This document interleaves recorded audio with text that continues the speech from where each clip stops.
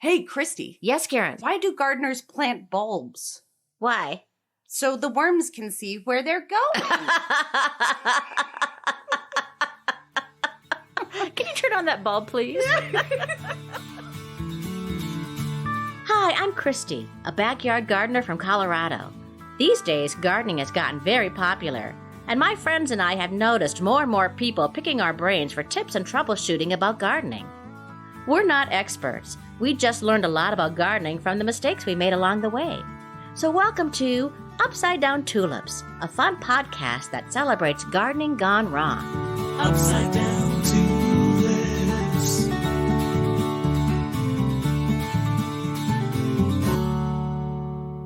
Hello, Karen. Hi, Christy. And hello, gardeners. And wannabe gardeners. Folks, I'm so pleased to introduce everyone to our guest host this week, which is the beautiful and talented Karen Slack. She has to say that because I'm in the same room.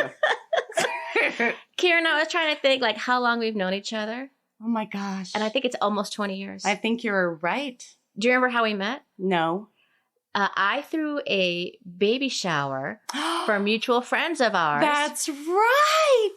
And you came over. That's right. And I know it's been about 20 years because I think that baby is in college now. Yes, that baby is in college now.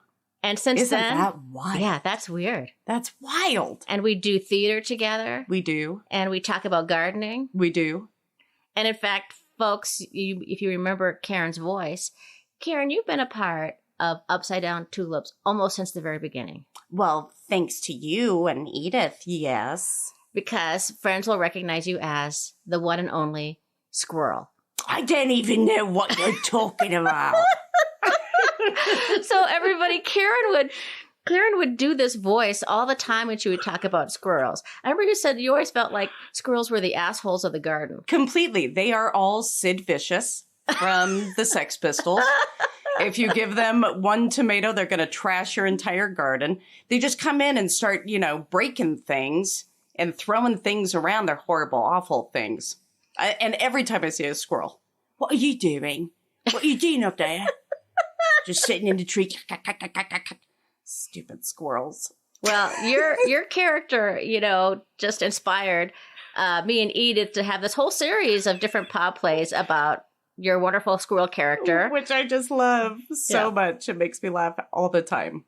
All the time. Well, Karen, how's your garden going? It's going pretty stinking well. And we were out of town, too, for a while. So we had somebody that was caring for our garden. I had that, too. That's a little scary. It can be, especially, for us, it was somebody new that had never cared for our garden before. And granted, we had her also caring for our living furry creatures, too. So all the animals you had. She was really, and she was incredible at it. She's Folks, you have fabulous. to know that Karen has a bulldog named Sue. I do. A boy. A boy named Sue. It's true.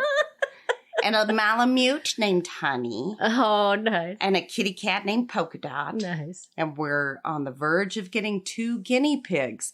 So next week, we will be opening up a petting farm. Charging. I could make some cider and some muffins to sell. Oh, good. Yes. See, this is entrepreneurship. Corn That's maze. what it is. Yeah. That's right. Yes. We do the whole thing up. But yes, so our garden is doing actually quite beautifully, even with, I think, what has been pretty stinking hot summer that we've had. Yeah. And although we did get some really beautiful rain. I gotta say, it's felt like this summer in the Denver metro area has been a little rainier than most summers. I will agree with that completely. Even last night we had that beautiful rain. Oh, it was gorgeous. It was just gorgeous. Good and soaking the garden rain. gets so happy when it rains. Yeah. All the plants look so happy.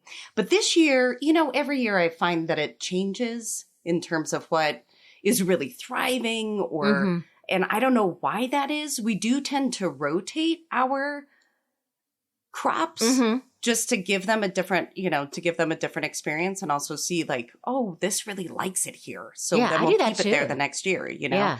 But we do like to switch it up. So, but this year our tomatoes, our San Marzano tomatoes are so stunningly beautiful. Oh, nice. And I love them so much.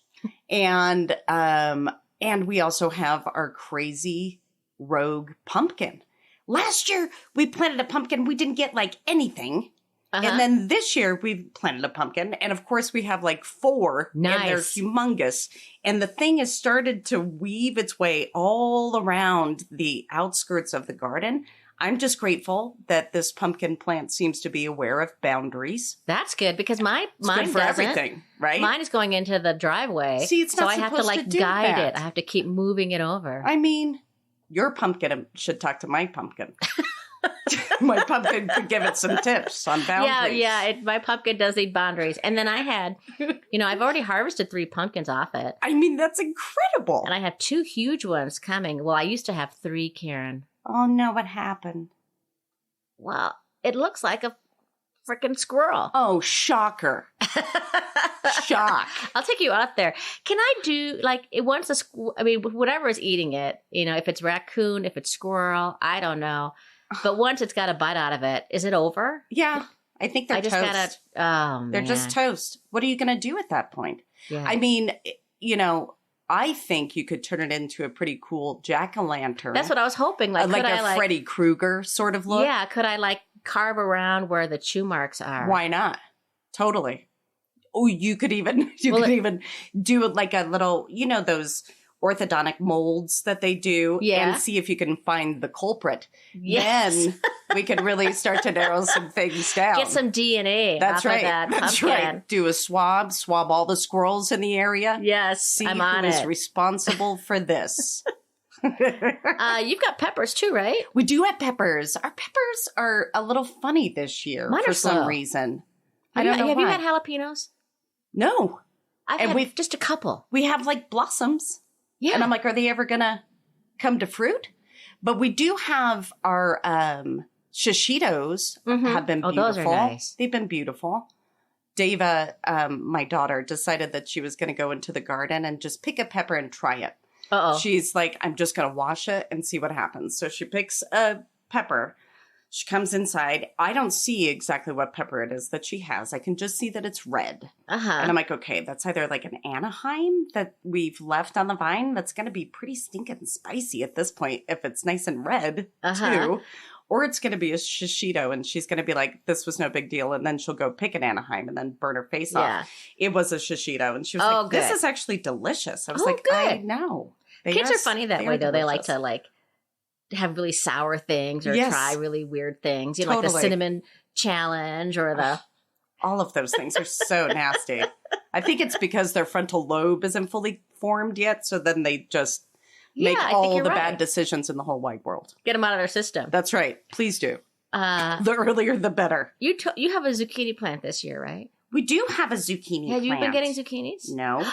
Okay. You are like the 4th person I know who has not had any zucchinis. None. Has your plant look good?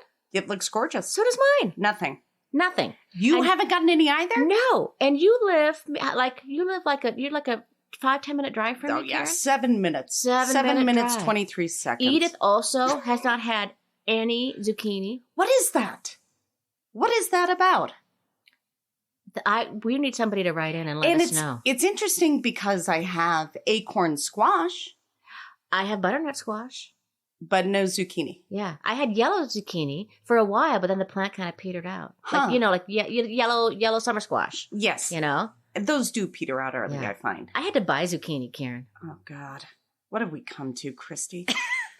This is terrible. It's true. Oh, I'm so... Well, typically, somebody's knocking on your door with a zucchini that's the size of your arm and says, congratulations. Yeah, and they've got a basket full of them or a wheelbarrow just full of them that they're just taking to people, tossing them out of their, Where to I try grew and up get in rid of 'em. Minnesota, it was the only reason to lock your car door at night.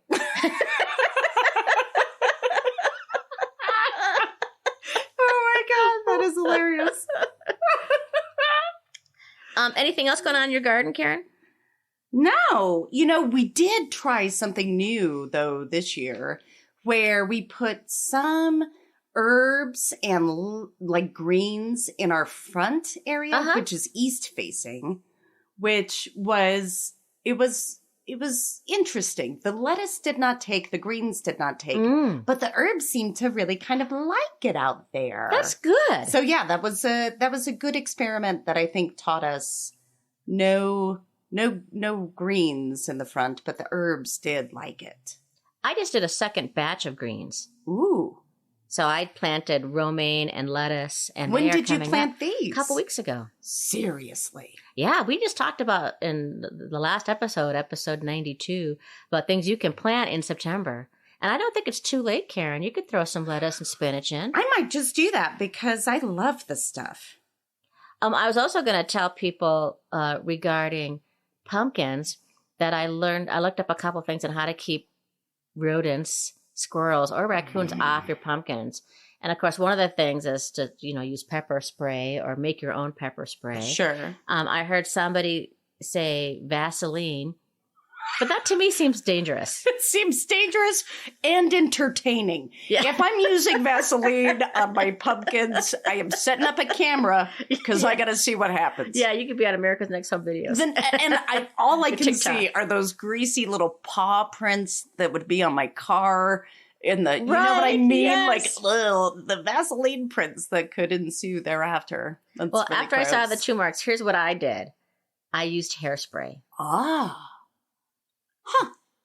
So we'll see. I mean, Fingers crossed. we'll see if hairspray. But of course, every time it rains, you have to Redo it. reapply. Of so course. we'll kind of see. That's the I trick. just sprayed a little hairspray in the area. And so, I wish We'll that, see how that works. hairspray was the furthest that we went with spraying our yeah. plants with things. Right. Hairspray, that would be fine. I also want to let you know that I've been deadheading my broccoli, harvesting my broccoli all Did you summer. ask the broccoli how it feels about that?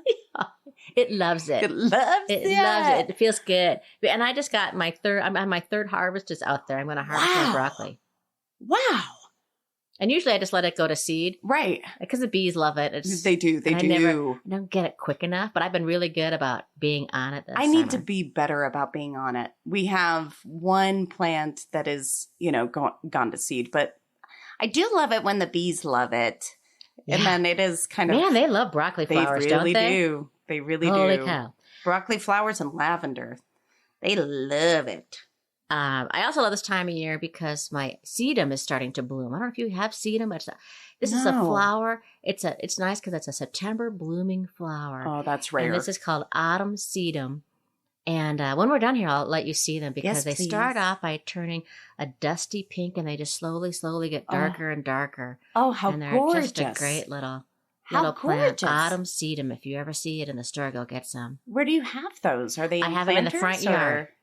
or- They're perennials. They come The back perennials? every year. Oh, I love Yeah, perennials. in fact, in the spring, remind me, Karen, and I'll divide some up for you because they That like would be to be lovely. divided. And I think I'm going to go on like some sort of a anti-annual, I don't know, maybe get a group of people together that are just, pro-perennial. Because I don't understand annuals anymore. They kind of break my heart. And I'm like, Oh. but I love you, but you're leaving and I'm never going to see you again. Oh, yeah, I like. I don't both. like the impermanence of it. Yeah, I like both. I like when the perennials are done, then you just shove an annual in its place and next to it, and then I like that. I just find I miss them. yeah, you like permanence. I do. I need the commitment. I made a commitment to you. You make a commitment to me. Yeah, I it just like- makes yeah. sense.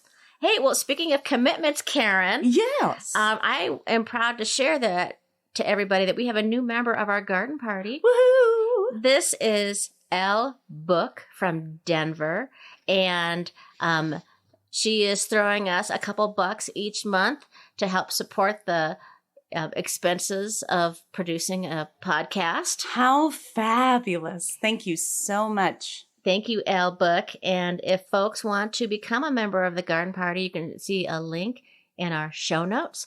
And depending on what level you get, you can get some nice rewards.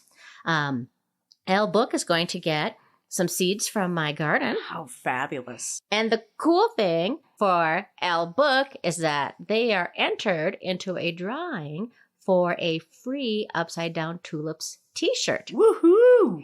Folks, any new members of the garden party get entered into this drawing, and you can look fashionable in an Upside Down Tulips t-shirt. So don't forget, we also have merch, and you can see links in our show notes for that too. And then to wrap things up, there are words or terms you don't understand, folks, please check out our website for the always amusing and entertaining Upside Down Dictionary. or you can click on the link in our show notes. We also have fun stuff on Facebook, Instagram, and Pinterest. This week, Karen, I'm very excited because we have a special guest for our topic. We're talking with Cathy Nesbitt of Cathy's Crawlers, and she's telling us more about worm composting. Now you know what we should do, Karen. What? I think we should give everybody a chance to go all the way back to episode 4 when we had the very first Squirrel pod play. Oh my gosh. I haven't listened to it in forever, so I'll be so happy to hear it again. It was so much fun. Everyone enjoy!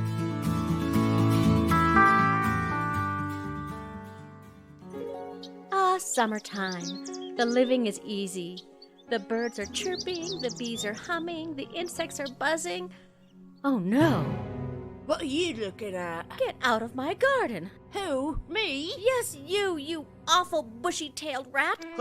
I'm not a rat though, am I? I'm a rodent. Oh, looky here. A nice red tomato. Get away from that! I grew that from seed! I'm just gonna take a bite, yeah? And then I'll throw it on your garden floor. No! Get out! They found the bubonic plague on a squirrel in Jefferson County. Well, that's a laugh, isn't it? Like you humans don't have your very own plague. I'm coming over there right now. Oh, wait. What's this? Under my arm? A little lump. Is it a bubo? Oh, I'm feeling a bit feverish as well. Okay, I'm keeping my distance, but you get out. This is delicious. Best pot of tomato I've ever had. I'm full. What's this over here? A cantaloupe? They're my favourite. So kind of you. You shouldn't have. You asked for it. Where are you? Where did you go? Up here, in my tree. Hello. I see you've made quite a mess of your beans. Oh, and your eggplant. Your aubergine. It's destroyed. They're fragile, though, aren't they? They can't withstand you throwing pots and pans and whatnot at them. Oh no! I've got to get a grip. Finding your garden not the peaceful and serene oasis you thought it would be? Maybe it's time for a nice cup of Gardener's Get a Grip tea, made with the finest dried lemon balm, chamomile flowers, holy basil, dandelion root, lavender buds, whiskey berries, rum raisins, and bourbon grains. We'll have you feeling better in no time. In fact, drink enough and you'll be feeling nothing at all. Have a cuppa. You're gonna need it. Alrighty, friends. If you've listened to Upside Down Tulips before, you know we speak often and fondly of worms. And a month or so ago, we chatted about our new infatuation with worm composting, aka vermicomposting. And that was in our episode 77, which was called Answer Worm Composting Question, What Makes the Best Fertilizer? And a quick little recap is that worm composting is using worms to recycle food scraps into a very valuable soil amendment called vermicompost or worm compost. Essentially, worms eat food scraps or other organic material, which becomes compost as it passes through the worm's body. And that compost can be used to grow plants. Worm castings or worm poo is used to conserve moisture and improve soil conditions. It can reduce a gardener's dependency on chemicals, and they get rid of a lot of waste. Boy, do we have a wonderful expert for you today. I'm so pleased to introduce to everyone Cathy Nesbitt. She is a worm advocate and founder of Cathy's Crawley Composters. She offers worm workshops, complete vermicomposting systems, books, videos. Over 75,000 students have seen her presentation on worms. And she is the subject of a wonderful documentary called, what else? Squirm. So Cathy makes worms fun. She joins us today from beautiful Bradford, Ontario, Canada. Cathy, welcome to Upside Down Tulips. Yay! I'm excited to be here. Thank you for the opportunity. Well, Cathy, we're not experts. We've just learned a lot about gardening from the mistakes we've made along the way. And so whenever we have a guest on, we love to ask people right off the bat, What are some of your favorite gardening mistakes? My favorite one is, so when you have worm poo as soil, it's super rich and things grow. So when you look after the soil, probably as you know, when you look after the soil looks after the plant. So when you have really good soil, nothing to be done. And I come from a mind of when something starts to grow, oh, it grew, now you have to leave it. If it's a vegetable, right? If it's something that you're wanting to propagate. So somehow I collect compost from neighbors and whatever. And I had, I guess, a lot of butternut squash seeds in my compost. and and so I had butternut squashes everywhere, and they were like all over my tomato cage. I mean, wasn't a horrible mistake, I must say. It was delicious. But you know, I don't know, it must have been perfect conditions that year. I had at least 6 over 10-pound butternut squashes. Oh my goodness. They were massive. I took one to a school and to say, like, look at when you have, but you know, it was kind of phallic. So the teacher, there was a Catholic school and they wouldn't let me get a picture with the girls. Oh, I love it. That's great. Well, Cathy, tell us, how did you get into worm composting? So the kind of quickish version, because we don't have a ton of time, is I'm located in Toronto, I'm in Bradford now. Our landfill closed in 2002, the year I started my worm business, and we started exporting our garbage to the US. And I was like, I have a solution. Like, this is indoor composting, and my goal is everyone to have worms, everyone to make their own little bit of compost, manage a bit of stuff.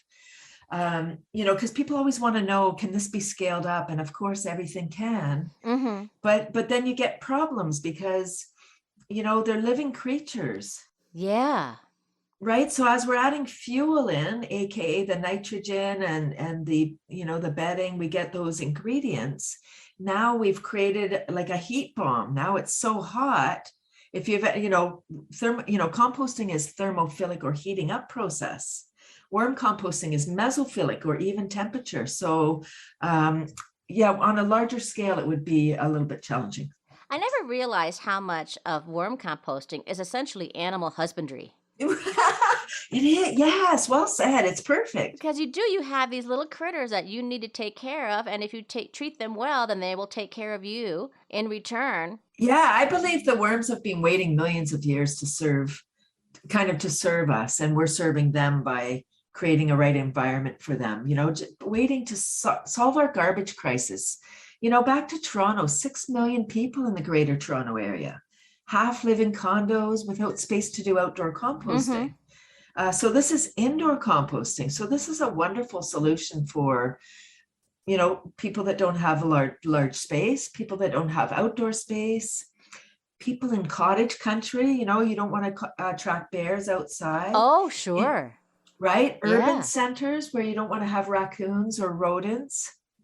This is indoor. It's a beautiful solution. And one thing I thought was interesting about worm composting, Cathy, is that it's not just any kind of worm. You need actually a very specific kind of worm that's different than, you know, the night crawlers you would find out in your yard. Tell us, what kind of worms do we use? Thank you. Yes. Yeah, that's one of the myths about worm composting is you can use any worm. It's the red wiggler worms. Kind of fun to say. And I'm assuming they are red and they wiggle. And they are red and they're wiggly and they eat a lot. So they're the optimum. There's a few different species, but of the thousands of types of worms, only 4 have been identified. And these are worms, if I'm correct, that they will eat organic matter, as opposed to worms I might have in my backyard that will eat leaves. This will also eat fruits and veggies. Yes, so they're cousins. So like the night crawler, the night crawler lives outside. Mm-hmm. They like cooler climes and they eat the leaves or the carbon. The red wigglers are kind of heat-loving worms. So they're indoor worms, spoiled indoor worms. And they eat the carbon as the shredded paper and the nitrogen is the food scraps. So they're, you know, just a little bit different. And if I'm correct on this, in your business, Cathy, is that you provide worms all over North America, correct? All over Canada. Okay. I ship my composter, but the worms you would need. It's a little bit challenging with customs getting the worms across the border. Right. They've got to worry about illegal drugs and worms. Right. But in the U.S., there are lots of red wiggler growers.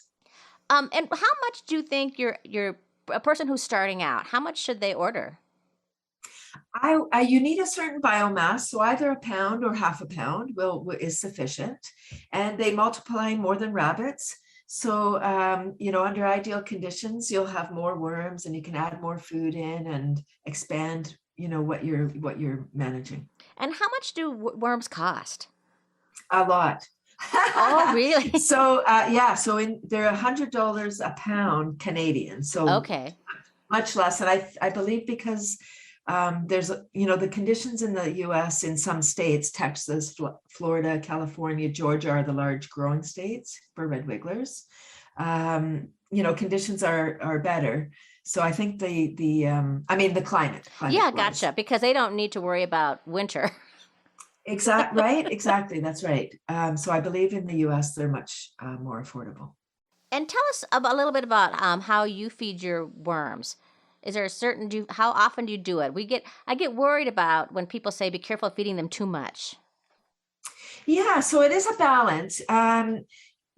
What I say to people, when you say too much, people are like, well, do I have to measure the food? You don't really. Okay. It's aerobic process, meaning with oxygen.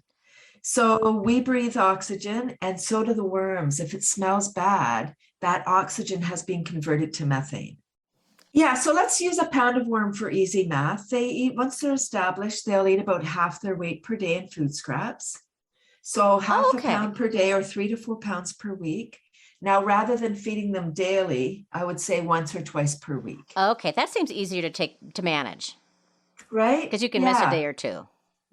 Absolutely. And it's the it's not your plate scrapings. Mm-hmm. It's more your prep food. Gotcha. Yes.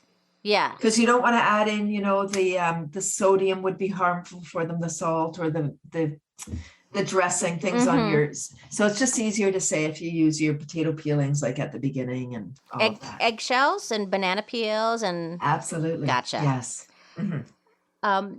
So you're in Canada. You keep your worms inside all the time. So the worms can be outside spring, summer, and fall. Okay, that's great to know. Like ideally indoor year round. And here's why: the worms don't like the temperature change. Who does? If we're comfortable, they're comfortable, right? I do. If we're comfortable, they're comfortable. And putting your worm bin outside, you may attract outdoor critters into your bin. Like those little sow bugs, the roly-polies, they might crawl in there, centipedes. Mm-hmm. And then when you bring it inside, now you've got those outdoor bugs inside. Gotcha. So that, which is, it's not a huge deal, but it could, it might be something that may deter people. I'm going to talk purely for myself, selfishly now, because I'm determined I'm going to start that this year. And but my concern is like spring, summer, fall outside is great. I have a spot I know that I keep it in. But then I get concerned about if it gets too hot. Yeah. Too hot because it can get to be, it can be 100 degrees here in the summer. And is it enough just to move it into the shade, or is there certain things I can? Well, it's cooler in the shade, but once the optimum range is 60 to 80 Fahrenheit. So outside of those ranges, so even in the shade, when it's 100, in the shade, it's still going to be 90 or 92, or I don't know, it's going to be still hot. So, ideally, again, if it can be in a garage where it's a little bit cooler. That's a good point. Yeah, I could do that. Yeah. And even my basement's cooler actually in the summer too. So, okay.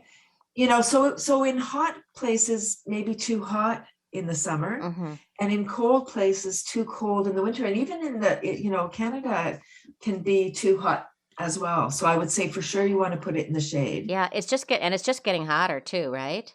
It is. Yeah. What are some of your favorite composting systems? And I want to tell folks that we'll put a link on the show notes here to Cathy's website because I was surprised how cute some of the composters you have available are. They're Thank you. classy looking. Thank you. Right.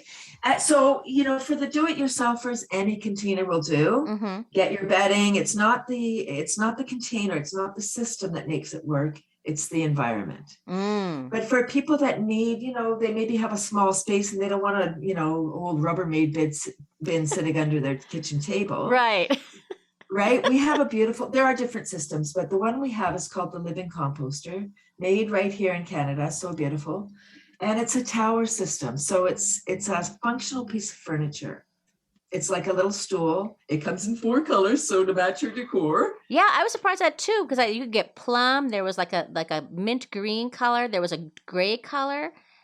And black. And like they had it's like a little stool. It has like 4 wooden pegs, and then these plastic trays sit on top. It looked really nice. It's super cute. Again, for people that like the aesthetics, and that's great. It will match your decor. Nobody will know you have worms. Like, you don't even need to tell somebody that it's actually a worm bin. Unless they ask or you want to share, but it really allows you the opportunity. It allows people the opportunity to manage their food scraps. On a serious note, on the heels of COP26, managing our food waste, either through composting, worm composting, feeding raccoons, I don't care, is something we can all do. We all eat, so we all create food scraps. And, and I have to be honest that, sometimes it's hard to go all the way out to my compost bin with my food scraps. And if you could, this compost from what I have read, Cathy, is better than the compost that I just have outside with my leaves and, my leaves and my food scraps, because it's processed through the worm as worm poo. It's even better, right? Absolutely. Compost is great. Worm compost is greater. And, often in our industrial world, more processing isn't necessarily a good thing. But in nature, the worms, yes, you said it right. They process it a little bit more. And each little casting or worm poo is like, it's water soluble, so it won't burn your plants. It's like a little time release capsule. So the earth takes from it as it needs. It's like this magic. The worms have been waiting. They're like this thing that's right under our feet, here to help us with many of our problems. Do you have any advice for people who don't like worms or who are afraid of worms? Yeah, come on over to my place. I'll help you. I was one of those people. I really want people to hear this because it's my business now. So you think, oh, she loves worms. I do now. Before starting my worm business, I didn't. I looked after a teacher's worm bin, and as an avid gardener and composter, I knew the value of the worm compost, but I didn't want worms in my house. A teacher friend was going away for the summer and said, "Can you look after my worms?" And so I said, okay. This was 93. So I said, oh, sure, all right, because I think we should try things. Don't just let somebody tell you won't like it, right? Sure, so yeah. I took it on. I had a house full of fruit flies. It was awful. I said, I'm never doing worm composting again. Never say never. Several things happened. I got my psych degree in 2000, got a job at a group home working with challenged adults. They didn't have a composting program. And I said, why don't you compost? And then while we were talking, the greenhouse manager said, why don't we worm compost? And I was like, no, not again. Not that again, no. But I knew they weren't going to get worms the next day because it was an institution. It would take time. So I started to research and I discovered the magic. So what I would suggest for people is start to research this magic thing. The worms have 5 hearts. Really? Ba-boom, ba-boom. Wow. 800 to 1,000 in a pound. It sounds like a lot, not to freak anyone out. They're small, they're cute. 5 hearts each, 800 to 1,000 in a pound, 4,000 to 5,000 hearts in a pound. Right? Oh, it's a lot of love. Yeah. And, I think exposure helps too. It does. The more you get used to worms, the more you get used to anything, right? the less scary Yes, it the is. first time it's weird. It's like, oh, what's that? That sounds odd. Okay, and then the next time, it's like you hear a song, and the first time you're like, ooh, I don't like that song. But you hear it again, you're like, oh, it's not so bad. And then you hear it again and again, you're like, all of a sudden, it's your favorite song. Just like we don't talk about Bruno from Encanto, right? Now, Cathy, how often should a person harvest? How do you know when it's time to harvest your worm bin? Yeah, so if you need some compost, you can just take some of the compost out. You know, if there's any worms, put them back in and use the compost. Otherwise, in a Rubbermaid, back to just the do-it-yourself one unit thing, it would be about 3 to 5 months. Okay. And then, you kind of don't wait for everything to be converted, because if you do, then you'll start losing worms, right? And there's nothing for them. Okay. And they're surface dwellers. So there's a few things you can do, and I'm happy to help anyone out if anyone has questions. If you put your stuff, add some stuff on top, like some food scraps and paper, wait a day or two, then you go in, you grab all that material, put it in your new bin, then you've got a lot of the worms. And then you can take the rest and just dump it out, put it in small round piles. The worms don't like the light, so they'll go down into the piles, scoop off the top, scoop around. It takes time, but it's, a lovely grounding process. It's wonderful unless it's your business and it's harvest time again. Then it's work. Yeah. Right. But if you have a system, then the easy thing to do is just add the next tray on top and the worms harvest for you. Because then the bottom tray will just be all the compost. Because is that right? If you put a new tray on top and you start putting your food scraps there, the worms will crawl up through the holes to the next layer and leave all that wonderful worm poo on the lower tray, and you take that tray out and use it as you would in your garden. Absolutely. Exactly. Yes. Can you know how you can make compost tea? Can you make compost tea out of worm castings too? Am I right about that? Absolutely. Yes. So what you do with the tower composters, again, have a tap at the bottom. So the bottom basin would be to capture the liquid and easily drain it off. If that liquid smells bad, it's become anaerobic. You want to discard that. Plants always require aerobic bacteria to grow. So you would discard that. I learned that through a bad sauerkraut experiment. Yes. I can only imagine. It was bad. It was bad, Cathy. Visual. Yeah. Yes. But yes, so all you would do is just take some, a handful of the castings, and you can stir it right into your watering jug. Oh, great. And then just water your plants. Again, it's water soluble, so it dissolves. It looks like tea. Water your plants. Now you want to use that within about 24 hours. Oh, okay. That's good to know. That's when it's going to be most vibrant and alive. Unless you have a bubbler, like like you have in a fish tank that adds the oxygen. Gotcha. You can, there are, again, people can Google how to make compost tea. You get a bucket, a fish tank, air pump, and then add it in, and you steep it. You can steep it for 24 to 48 hours.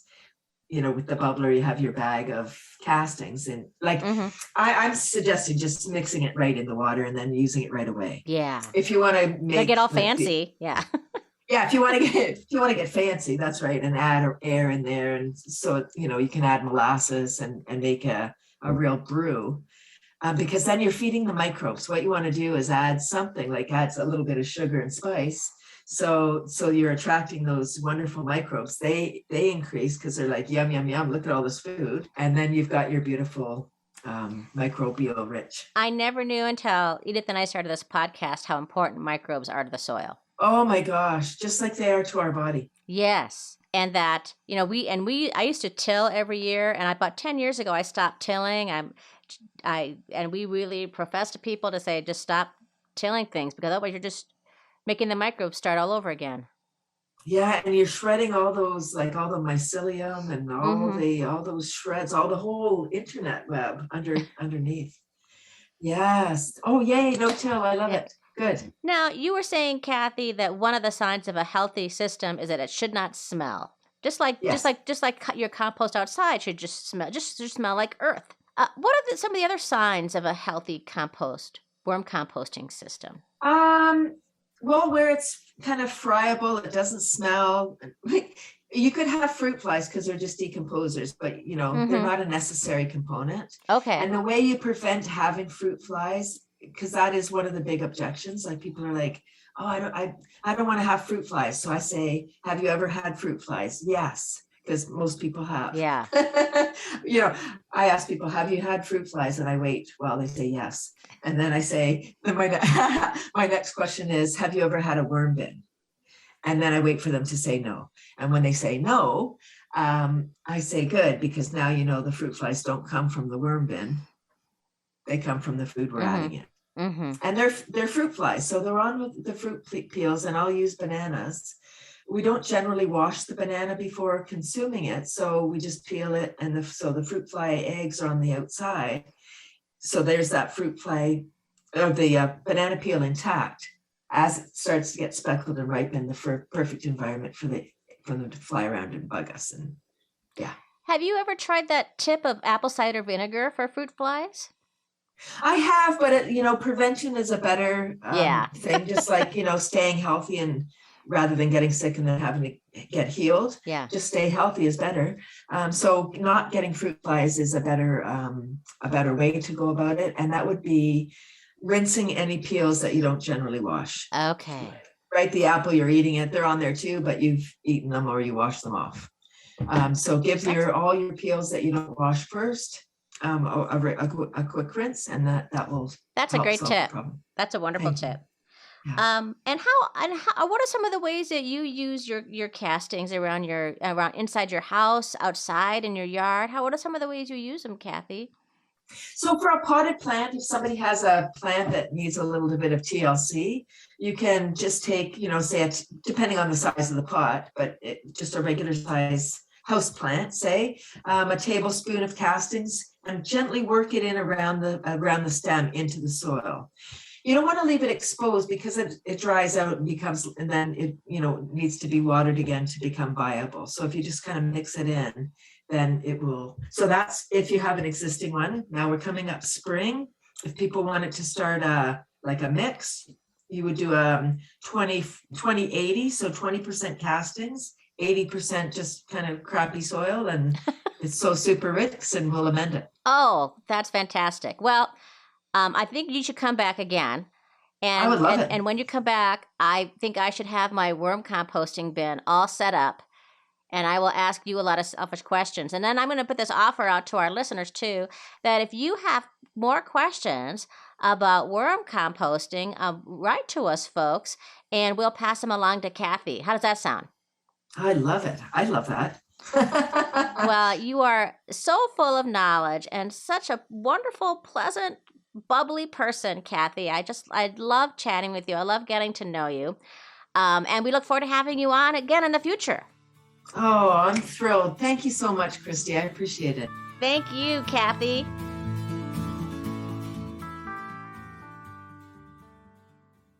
Well, Christy, that was just a really fun and fabulously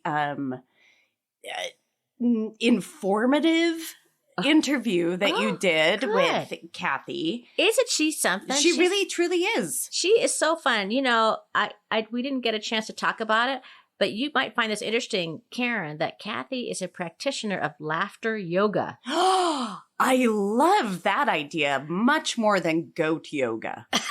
Right. I've got to say, I'd rather be laughing than have little hooves on my back.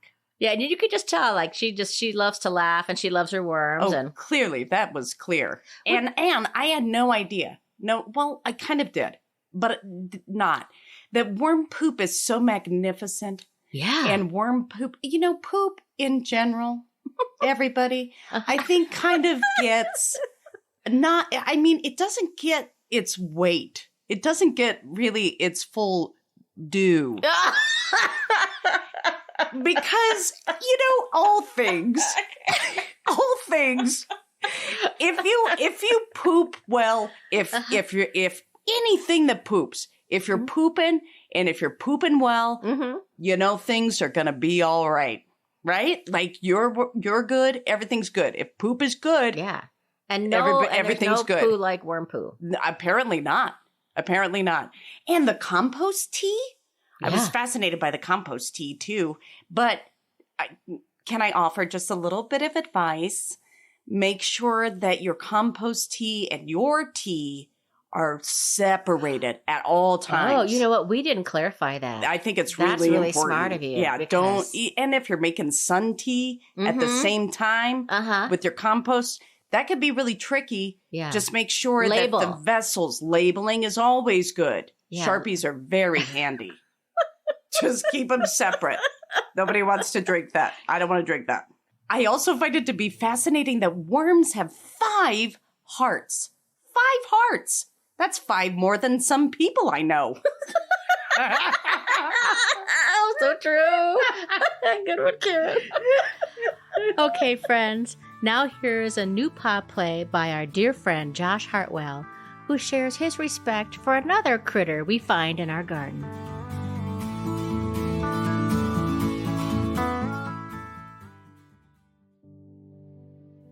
I never want to kill anything. I mostly blow on, although I will occasionally, and almost involuntarily swat a mosquito who's sucking my blood and or giving me West Nile virus or malaria. But even then, I do actually feel a little guilty. I have this little narrow balcony off my perch. That's what I call the room where I sleep. It's on the 3rd floor, and on the balcony I have some potted living things. There are cucumbers, marigolds, snapdragons, Thai basil, and these little blueberry tomatoes. There are also a few volunteer plants, and I have no idea what they are, but I just let them live because they don't seem to be hurting anyone. Also out on the balcony, there is a hornet's nest and its grouchy inhabitants. It's been there the entire summer. I have to walk past the nest to water my plants, so every day when I water, I tiptoe past them, almost like a cartoon tiptoe from the Flintstones or Scooby-Doo. I usually hold my breath while I do it because I know that bees are attracted to our breath, and I know hornets aren't bees, but they are yellowish and they buzz, so I'm not taking that chance. Although sometimes I do talk to them as I'm creeping past. Hey guys, just watering the balcony garden, don't mind me. A lot of people would spray the nest with Raid or any type of wasp poisoning, but I can't imagine killing this whole nest of beings. They haven't hurt me or threatened me yet. And my dog Jeannie doesn't go out on that 3rd floor balcony, so they're not about to attack her.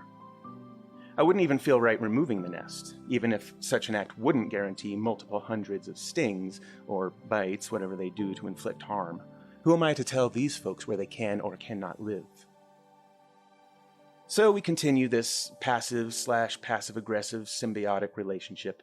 I'm slightly afraid to go out on my balcony every day. I tiptoe past instead of murdering them. And they don't swarm me. About a week ago, after heavy rain, I didn't see any hornets crawling around the nest, and I even felt a little albatrossy for a minute. I almost missed the weight of them around my neck, before I did finally notice them stalking about. Now summer is on its way out. The hornets will go to wherever hornets go when it turns cold, and I'll be able to go out onto my balcony again, although my plants will also be gone, so I won't have any reason to go out there.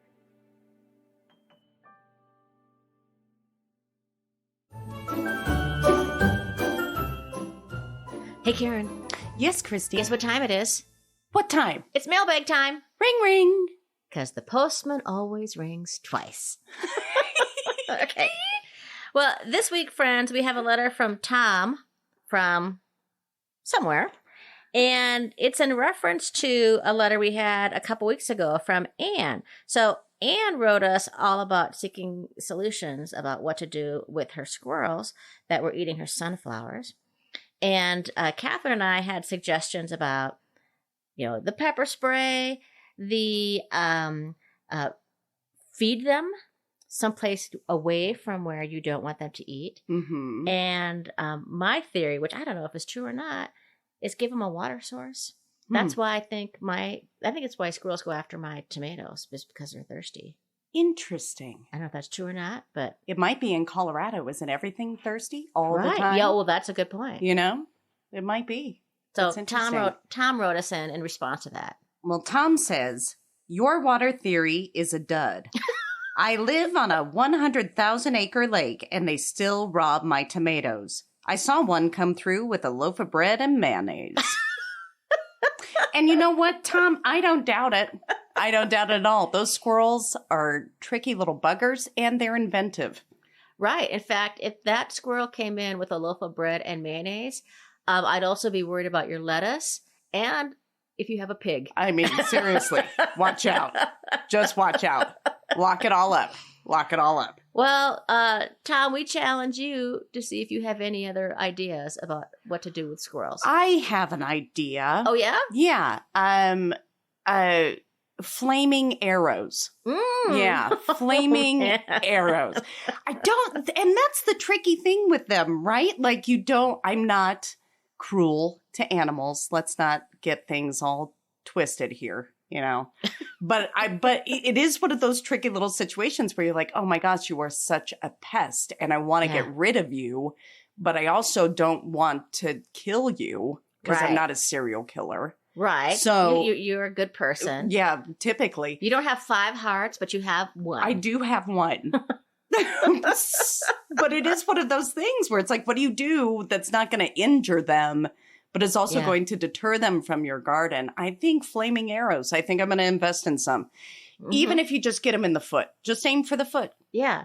Maybe you could create some Karen's flaming squirrel arrows. I love this idea. Again, falling right in line with the entrepreneurship. Let's do this. Well, if you want to invest in this, folks, will you please write to us at upsidedowntulips@gmail.com, or if you have solutions on what to do about squirrels. If you have questions, you want to share your favorite gardening mistakes, upsidedowntulips@gmail.com, or just click on upsidedowntulips.com or click on the show notes. That's it. All the ways. All the ways to tell us all the things about squirrels. Christy, do you happen to have any inspiration for us this week? I do, Karen. This week's inspiration comes from Leah Malat, who's a French author who self-published her first book at the age of 17. Get out. She writes, September was a 30 days long goodbye to the summer, to the season that left everybody both happy and weary of the warm, humid weather and the exhausting but thrilling adventures. Huh. I love that. Goodbye, summer. Bye, summer. We love you, September. Oh boy, do we ever. Well, friends, you come to the end of another episode of Upside Down Tulips.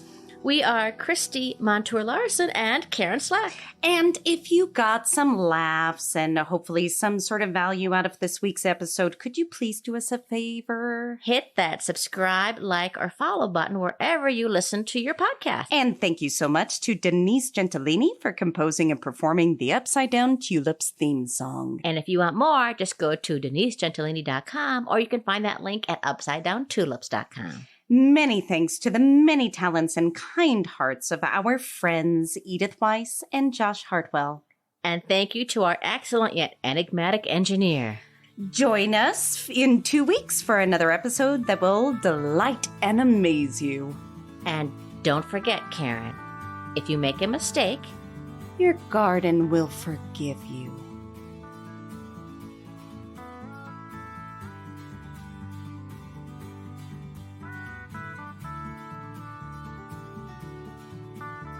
And I have a present for you, Karen. You do for me? Yes, because this is your first episode of Upside Down Tulips. I have some homemade pickles. I love homemade pickles. I love pickles.